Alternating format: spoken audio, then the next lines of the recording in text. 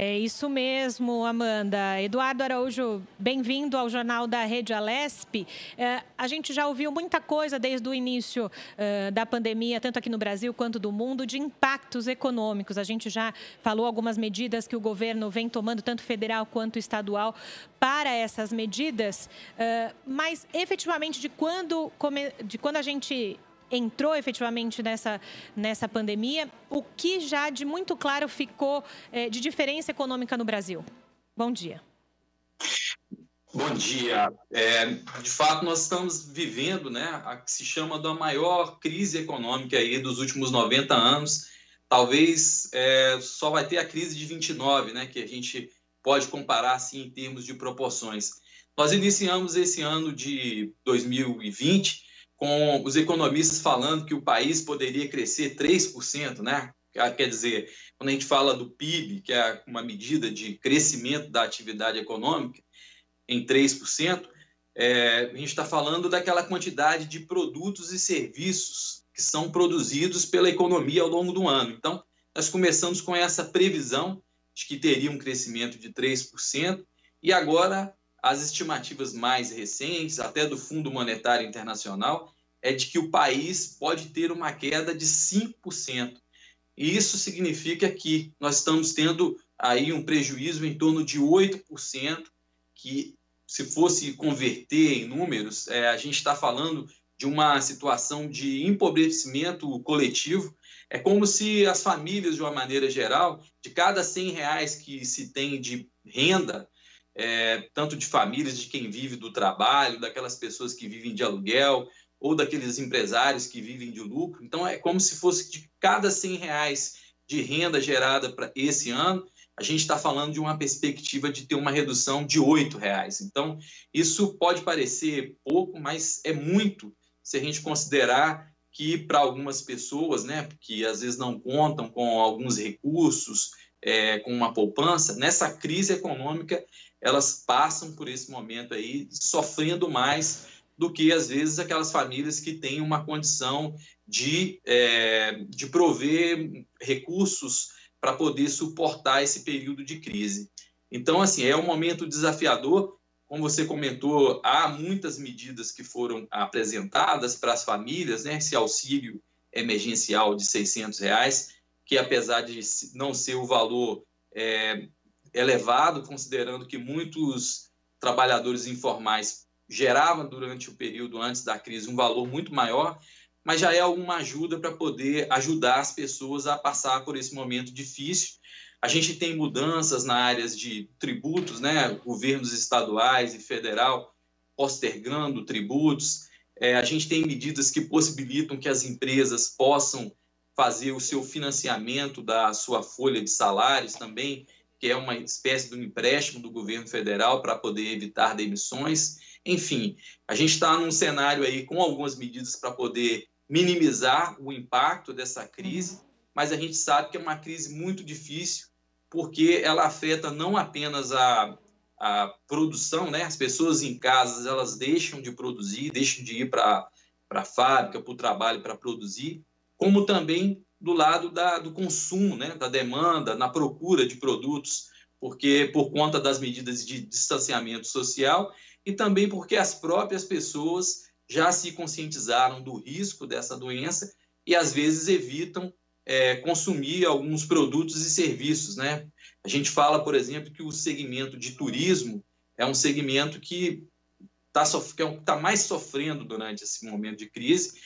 Todos esses segmentos que têm aglomeração de pessoas, como shoppings, esses estabelecimentos que têm uma certa quantidade de pessoas, eles passam agora por uma dificuldade grande, e a gente avalia também que até mesmo com o relaxamento dessas medidas de distanciamento social, essa recuperação econômica ela tende a ser lenta.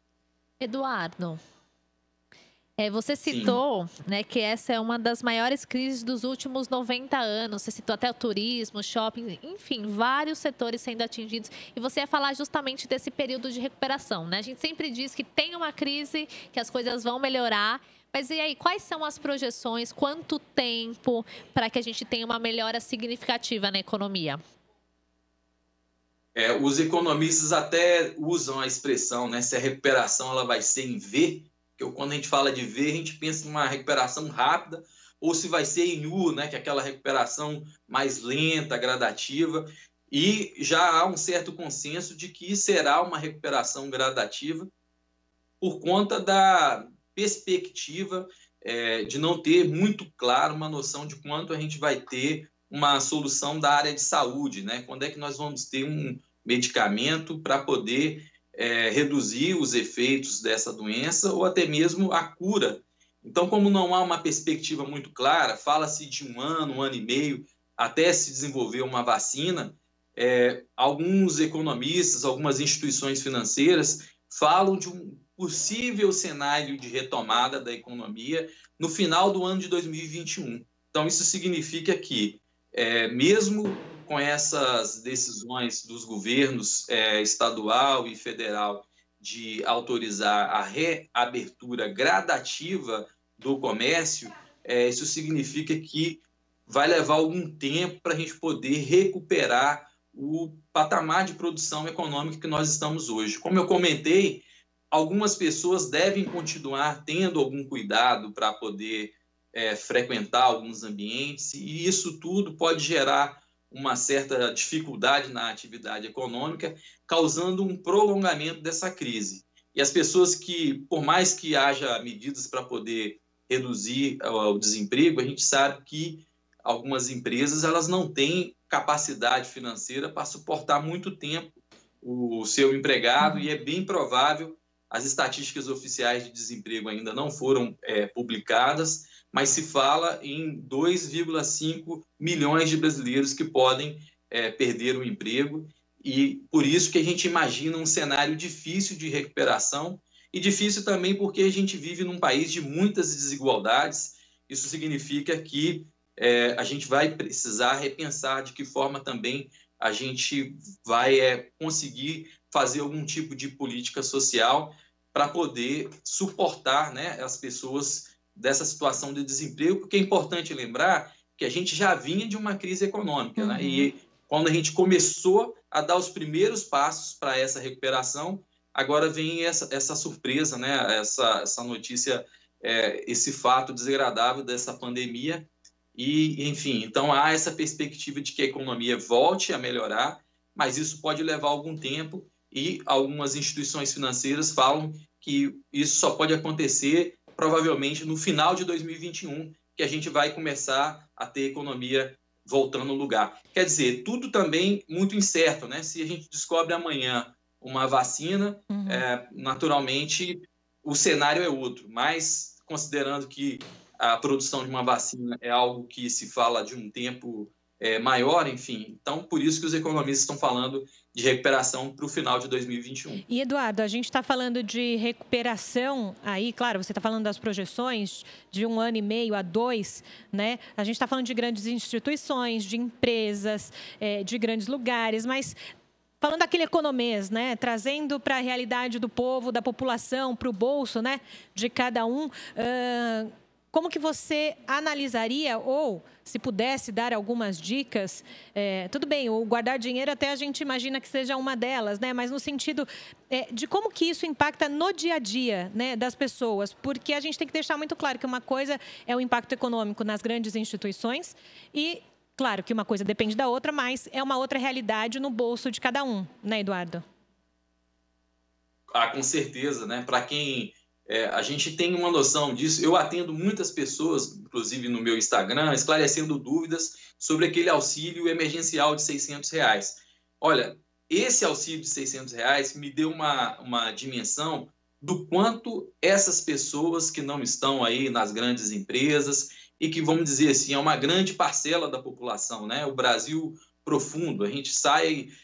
para qualquer cidade, você vai encontrar muitas pessoas que estão nessa condição de informalidade, e das minhas conversas, assim, esclarecendo dúvidas dessas pessoas que são informais lá no Instagram, eu percebo uma dificuldade muito grande, porque a grande maioria das pessoas não contam com essa reserva financeira, não contam com uma poupança, né? Então, você imaginar uma situação de ampliação do desemprego maior do que já estava, isso significa um cenário assim preocupante. E quando a gente pensa também que os bancos estão ficando cada vez mais cuidadosos para fazer empréstimos, porque também eles têm receio, né, de não receber recursos, a gente também percebe que essas pessoas precisam mesmo de algum tipo de política social para poder ajudar nesse momento de crise. É natural que o brasileiro também ele é muito criativo e às vezes supera a nossa perspectiva, né? Quando você vê, eu vejo, por exemplo, muitos casos de pessoas que vendiam produtos presencialmente, né? A pessoa às vezes produzia um bolo que revendia na praia, agora já usou o celular para poder fazer uma venda online. Quer dizer, pessoas que ofereciam serviço de cabeleireiro e agora não estão conseguindo fazer isso, fazem isso no prédio. Então, tem esse fator também, que é essa criatividade do brasileiro, ela pode ser um elemento para poder ajudar essas pessoas durante mesmo essa crise, a tentar, de uma forma criativa, produzir produtos e serviços para poder minimizar essa dificuldade. Mas a gente avalia que há um cenário difícil e é importante para aquelas pessoas que têm as suas finanças, nesse momento, ter uma prudência ainda maior com os seus recursos financeiros. Perfeito, Eduardo. Eduardo Araújo, economista, conversando com a gente e trazendo essa realidade no tu-a-tu, né, na sociedade. Eduardo, obrigada pelos seus esclarecimentos e até uma próxima oportunidade. Tá joia, um grande abraço. Valeu.